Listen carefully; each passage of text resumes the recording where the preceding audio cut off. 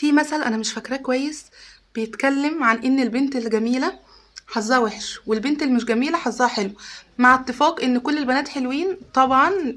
مش هنختلف في الموضوع ده، كل البنات حلوين، مفيش بنت وحشه اطلاقا. كلنا مميزين ايا كان، زرقاء خضراء حمراء صفراء، كلنا حلوين فعلا. بس ليه البنت اللي بالنسبه للناس مش جميله بتعرف تخلق لنفسها فرص وتعرف تعمل لنفسها قيمه في وسطهم؟ بتحتاج شويه حاجات تانية علشان تعمل الموضوع ده. انما البنت الجميله بتعتمد على جمالها وما بتعرفش تعمل الحاجات دي، فتعالوا نعرفها سوا.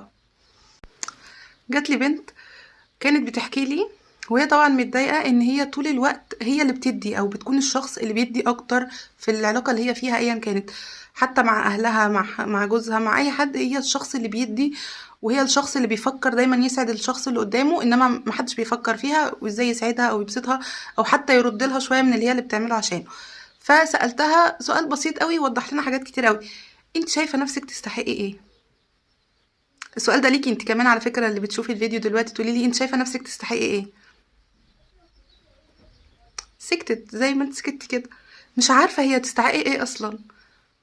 في مفهوم في علم النفس اسمه السيلف كونسبت، يعني انت شايفه نفسك ازاي اصلا، شايفه نفسك تستحقي تكوني ايه او تعيشي ازاي او تاخدي. اللي بتشوفيه جواكي عن نفسك هو اللي بتسمحي بيه للي حواليكي يشوفوه هما كمان. يعني مش شرط يشوفوا الحاجه الحقيقيه فيكي، لا هما بيشوفوا الحاجه اللي انت شايفاها عن نفسك. ازاي تبقي مهمه في عين اللي حواليكي؟